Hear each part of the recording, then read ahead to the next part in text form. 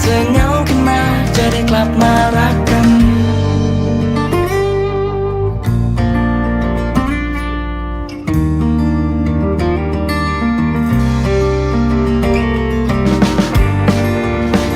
วันหนึ่งฉันเดินเข้าป่า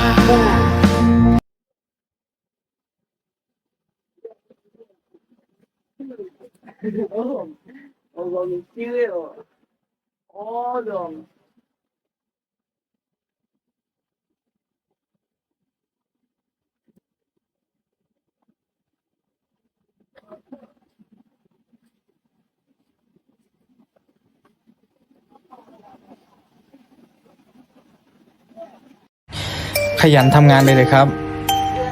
ถึงมันจะเหนื่อยถึงจะไม่มีอะไรการันตีว่าถ้าขยันแล้วเราจะรวยแต่อย่างน้อยคนขยันก็ไม่มีวันอดตายจริงไหมครับสู้ไปด้วยกันครับทุกคนเสื่อมหน่อยมาสปอยบ้านนี่เนยเพื่อมluôn นี่ ba saya dem ben wuy ba cái mang gì mất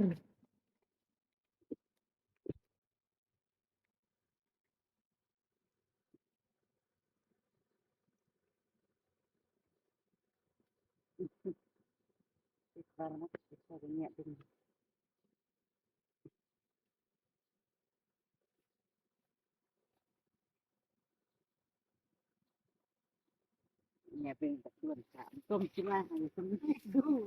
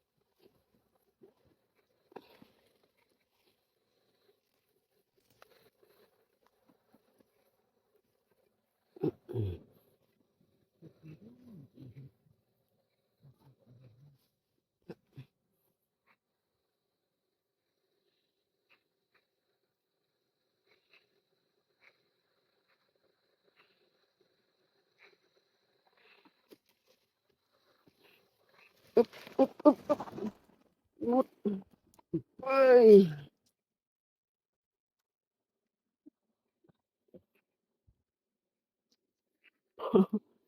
เกือบโอ้ย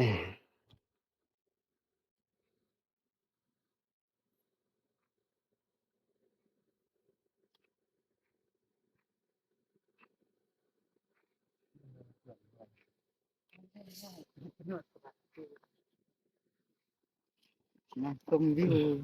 ตอนสุดท้ายกับงานนี่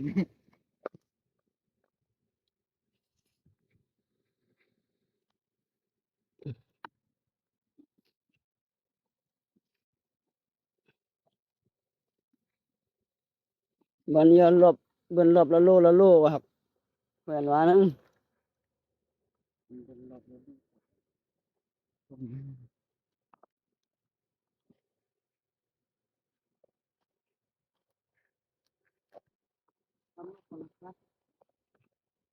สละส